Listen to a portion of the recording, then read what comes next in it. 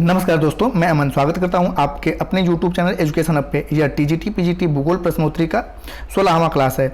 आज की इस क्लास में हम देखेंगे मिट्टियां, अर्थात मिट्टियों से संबंधित टीजीटी पीजीटी के एग्जाम में जितने भी क्वेश्चन पिछले कुछ सालों में पूछे गए उनको हम लोग कवर करेंगे। तो दोस्तों, चैनल पर आगे बढ़ने से पहले आपसे बता दूँ कि अगर आप चैनल पर नए हैं तो चैनल को सब्सक्राइब अवश्य कर लें तथा इस PDF को प्राप्त करने के लिए आप हमारे टेलीग्राम से जुड़ सकते हैं, जिसका लिंक वीडियो के डिस्क्रिप्शन में दिया हुआ है। तो चलिए शुरू करते हैं। तो यहाँ पहला क्वेश्चन है कि भारत में निम्न में से किस मृदा का विस्तार सर्वाधिक है। ऑप्शन है शुष्क मृदा, लाल व पीली मिट्टी, जलोढ़ मृदा, लेटराइट मृदा या काली मिट्टी। तो यहाँ पर है कि भारत में सबसे अधिक जो विस्तार है वह जलोढ़ मृदा का है। अब आप देखेंगे भारत में जो आपका उत्तर का मैदान है और साथ ही साथ पूरा आपका जो तटवर्ती इलाका है, इन सारे क्षेत्रों में ठीक है जलोढ़ मृदा पाई जाती है। और इसके अगर क्षेत्रफल की बात की जाए तो यह भारत के कुल आपके मैदानी क्षेत्र का जो होता है कि 33.5% हिस्सा इस मिट्टी का पाया जाता है। अब इसके एक्सप्लेन में हम देखते हैं। तो एक्सप्लेन में है कि भारत में जलोढ़ मृदा का विस्तार सर्वाधिक है। जलोढ़ मृदा देश के 11 लाख वर्ग किलोमीटर क्षेत्र यानी कि 33.5% क्षेत्रफल पर फैली हुई है। यह पश्चिम में सतलज नदी से लेकर पूर्व में ब्रह्मपुत्र घाटी तक फैली हुई है।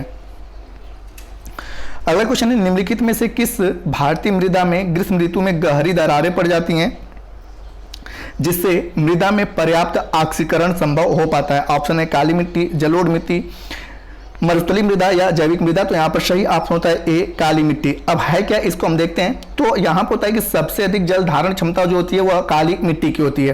काली मिट्टी को रेगूर के नाम से भी जाना जाता है और साथ ही साथ इसे स्वतः कृष्य मिट्टी के नाम से भी जाना जाता है। स्वतः कृष्य मिट्टी, स्वतः मतलब अपने से, कृष्य मतलब कि जूता हुआ, ठीक है। कृष्य मतलब होता है आपका जूता हुआ, ठीक है। तो स्वतः कृष्य मिट्टी के नाम से भी इसे जाना जाता है। होता है क्या है कि बरसात के समय में जब बारिश होती है तो ये मिट्टियां क्या करती हैं, काफी अधिक मात्रा में नमी अपने पास ग्रहण कर लेती हैं। और जैसे ही गर्मी का समय आता है तो जब इन मिट्टियों से वाष्पीकरण की प्रक्रिया होती है, तो वाष्पीकरण की प्रक्रिया के दौरान इनसे जब नमी अवशोषित होता है तो यह मिट्टियां क्या होती हैं, सिकुड़ती हैं। और जब यह मिट्टियां सिकुड़ती हैं तो इनके बीचों में दरारें पड़ जाती हैं। इसी चीज को ये पूछा हुआ है, तो बीचों में दरारें पड़ जाती हैं। और गर्मी के समय में आपने खास करके देखा है कि जब लू का मौसम चलता है तो यह अपने साथ धूल को लेकर चलती है। जो हवाएं बहती हैं वह अपने साथ धूलों को लेकर बहती हैं और वह उन मिट्टियों को इन्हीं दरारों में भर देती हैं। और दूर से देखने पे यह मिट्टी ऐसा लगता है कि यह एक जूता हुआ खेत है, इसलिए इसे क्या कहा जाता है, स्वतः कृष्य मिट्टी के नाम से भी जाना जाता है। इसे रेगूर के नाम से भी जाना जाता है। और इसमें यह कपास की खेती के लिए काफी उपयोगी है, तो इसे कपासी मृदा के नाम से भी जाना जाता है।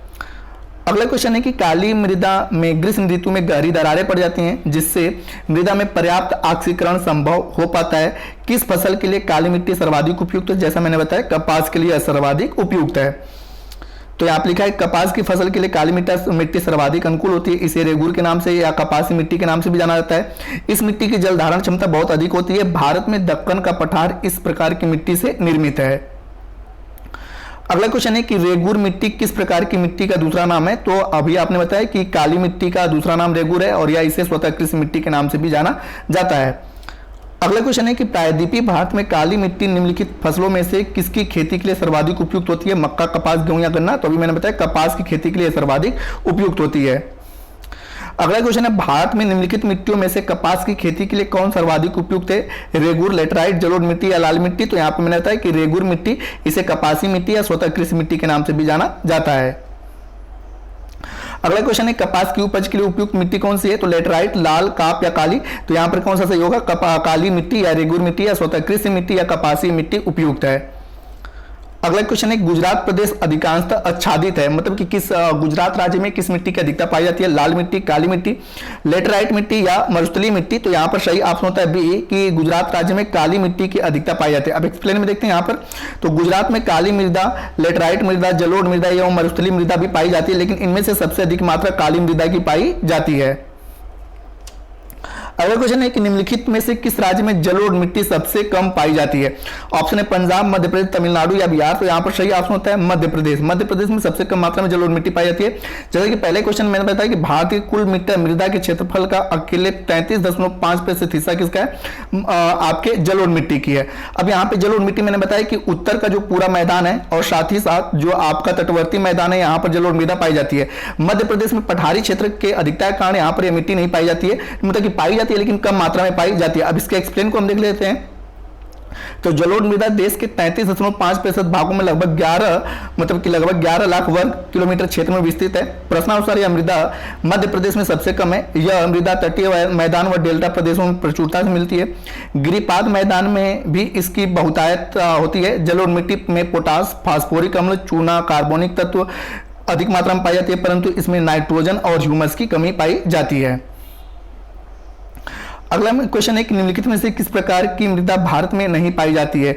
जलोढ़ मृदा, लोएस, लेटराइट या काली मृदा। तो यहाँ पर होता है लोएस। लोएस होता है क्या है कि मरुस्थलीय क्षेत्रों से जो हवाएं होती हैं अपने साथ मृदा कण या बालू के कण को लेकर आती हैं, उन्हीं को हम क्या कहते हैं? लोएस कहते हैं। तो इसकी मात्रा भारत में बहुत कम मात्रा में पाई जाती है। अब इसके एक्सप्लेन में हम देखते हैं।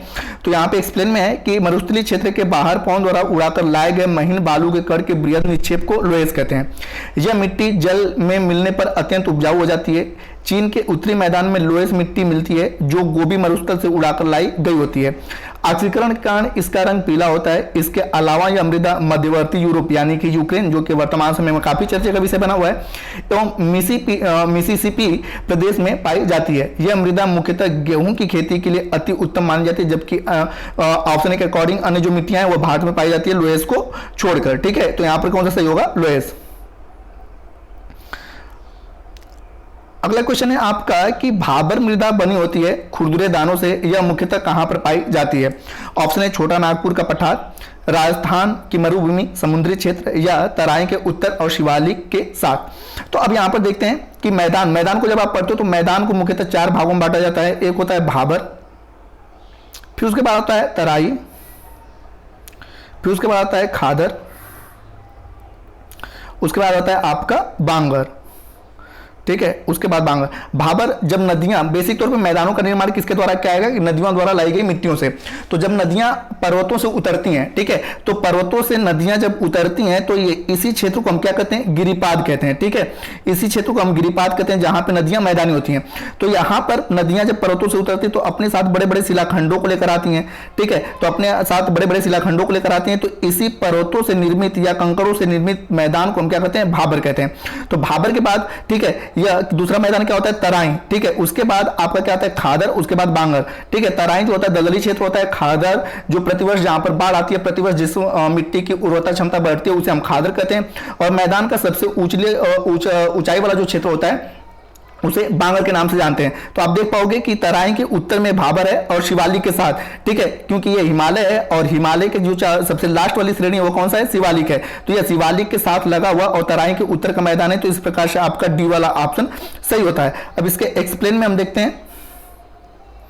एक्सप्लेन है कि भाबर यानी कि भाबर मृदा शिवालिक के गिरिपाद प्रदेश में सिंधु नदी से तीस्ता तक विस्तृत है। यह लगभग 8 से 16 किलोमीटर चौड़ी पट्टी वाली एक पट्टी के रूप में स्थित है। गिरिपाद पर स्थित होने के कारण इस क्षेत्र में नदियों की बड़ी मात्रा में भारी पत्थर, कंकड़, बजरी आदि लाकर जमा कर देती हैं, जिससे पारागर्म चट्टानों का निर्माण होता है। इसे पंजाब में भाबर तथा असम में दुआर के नाम से जाना जाता है। इस क्षेत्र में पहुंचकर अनेक छोटी छोटी नदियां भूमिगत होकर अदृश्य हो जाती हैं। यानी कि आपने पता है कि जब पत्थरों से नदियां गुजरेंगी तो यह नदी का जल नीचे से गुजरेगा, जिसके कारण हमें नदियां दिखाई नहीं देती हैं। तो प्रायः भाबर क्षेत्र में नदियां क्या होती हैं? विलुप्त हो जाती हैं। अगला क्वेश्चन है कि शिवालिक के दक्षिण भाग के क्षेत्र को कहा जाता है? बालू का टीला, भाबर और तराई, मैदान या खादर। तो मैंने बताया कि ये हिमालय के 4 जो समांतर है कि एक आपका ट्रांस हिमालय है, ट्रांस हिमालय के बाद महान हिमालय है, महान हिमालय के बाद आपका लघु हिमालय, लघु हिमालय के बाद आपका बाह्य या शिवालिक है।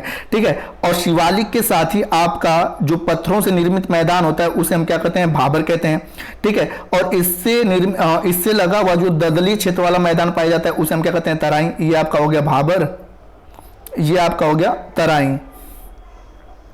ठीक है, और उसके बाद वह क्षेत्र जहां पे प्रतिवर्ष बाढ़ आता है, यहां की मृदा काफी उपजाऊ होती है, इसे हम क्या कहते हैं? खादर कहते हैं। और मैदान का सबसे ऊंचा वाला क्षेत्र जो होता है उसे हम क्या कहते हैं? बांगर कहते हैं। ठीक है, तो इसके अकॉर्डिंग आप देख पाओगे कि पूछा एक शिवालिक के दक्षिण वाले भाग क्षेत्र को क्या कहा जाता है? तो आपका जो सही ऑप्शन होता है बी वाला होता है कि भाबर और तराई कहते हैं। क्या कहते हैं? भाबर और तराई के नाम से जाना जाता है। तो अब यहां पे इसके एक्सप्लेन को देख लेते हैं। तो शिवालिक पर्वत के दक्षिण भाग में बड़े बड़े पत्थरों तथा मलबों से निर्मित एक सक्रिय पट्टी जो कि लगभग 8 किलोमीटर चौड़ी होती है, जिसे भाबर कहते हैं, में नदियां समाहित हो जाती है। भाबर में दक्षिण में जो होती है कि महीन मिट्टी से निर्मित 18 किलोमीटर चौड़ी पट्टी को क्या कहता है, तराई कहा जाता है। यहाँ पे नदियां पुनः क्या होती है, प्रवाहित होने लगती हैं। अगला क्वेश्चन है कि वर्ल्ड वेदर वॉच यानी कि WWW कार्यक्रम पूर्व सूचना से संबंधित है। ऑप्शन है तापक्रम एवं बाढ़ एवं सूखा से, उपरोक्त दोनों में से, या उपरोक्त में से कोई नहीं। तो यहाँ पर आपका कौन सा ऑप्शन होगा, ए कि तापक्रम एवं बाढ़ से इसका संबंध है। जैसे कि यहाँ लिखा गया वर्ल्ड वेदर वॉच कार्यक्रम तापक्रम एवं वर्षा की पूर्व सूचना से संबंधित है। वर्ल्ड वेदर वॉच की स्थापना 1963 में की गई थी। चौथे विश्व मौसम कांग्रेस के दौरान इसकी स्थापना हुई थी। यह विश्व मौसम संगठन एवं महत्वपूर्ण कार्यक्रम है जिसके द्वारा सदस्य देशों को मौसम और उससे संबंधित पर्यावरणीय सूचनाएं प्रदान की जाती हैं। अगला क्वेश्चन है कि निम्नलिखित कथनों पर विचार कीजिए और दिए गए कूटों का प्रयोग करके सही उत्तर चुनिए। पहला है आपका कि भारत में मिट्टी अपरदन की समस्या संबंधित है।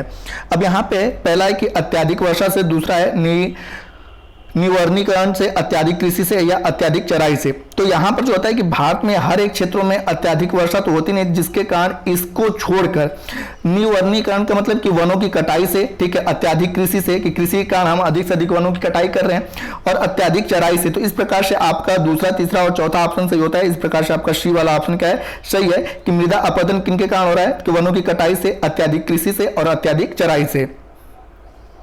अब इसका एक्सप्लेन देखते हैं। तो भारत में मिट्टी अपरदन की समस्या मुख्य रूप से संबंधित है निवर्णीकरण, अत्यधिक कृषि से, अत्यधिक चराई से, वनों की अविवेकपूर्ण कटाई से मिट्टी अपरदन की दर बढ़ रही है। वृक्षों की जड़ें मिट्टी के कणों को बांधे रखती है। वनस्पतिहीन भूभागों पर मिट्टी के कण हवा या वर्षा द्वारा शीघ्र अपरदित हो जाते हैं। इस प्रकार के अपरदन से भारत के पर्वतीय भाग सर्वाधिक ग्रसित रहते हैं। अत्यधिक पशुचारण से वनस्पति का नाश होता है जिससे मिट्टी को हानि पहुंचती है।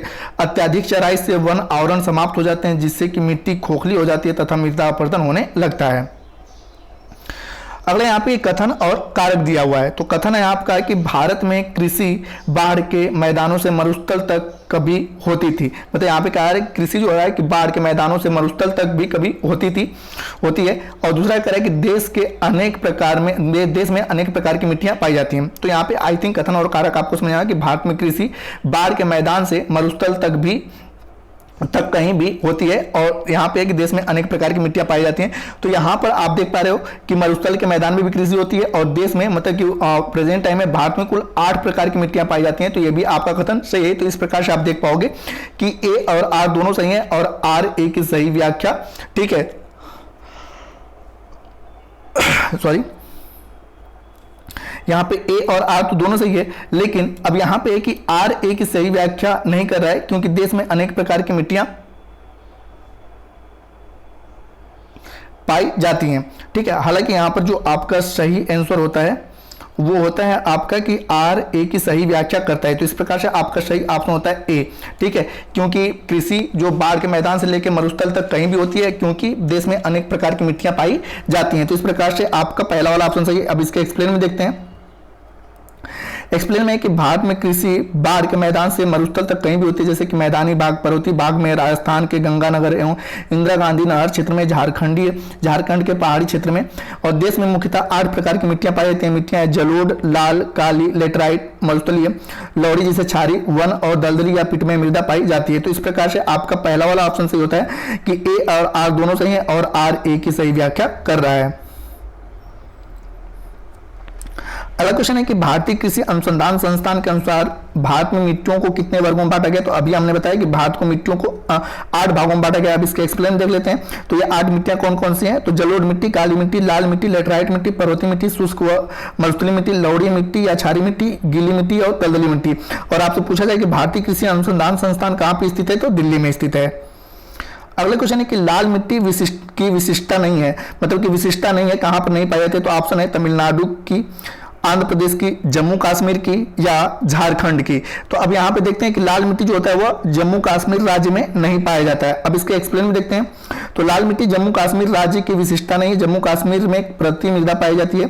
लाल मिट्टी देश का दूसरा प्रमुख मृदा समूह है जिसका विस्तार 8.7 लाख वर्ग किलोमीटर क्षेत्र का है। इसका वितरण मुख्यतः पश्चिमी तमिलनाडु, कर्नाटक, दक्षिणी महाराष्ट्र, छत्तीसगढ़, आंध्र प्रदेश, उड़ीसा, छोटा नागपुर पठार यानी कि झारखंड में पाया जाता है। अगला क्वेश्चन है कि छत्तीसगढ़ की वर्टिसोल यानी कि कन्हार मृदा गहराई की दृष्टि से मानी जाती है बहुत उथली, उथली, मध्यम या मध्यम से गहरी या गहरी। तो यहां पर आपका सही ऑप्शन होता है ई कि यह गहरी मानी जाती है। अब इसका एक्सप्लेन देख लेते हैं। तो छत्तीसगढ़ की वर्टिसोल यानी कि कन्हार मृदा गहराई की दृष्टि से गहरी मानी जाती है।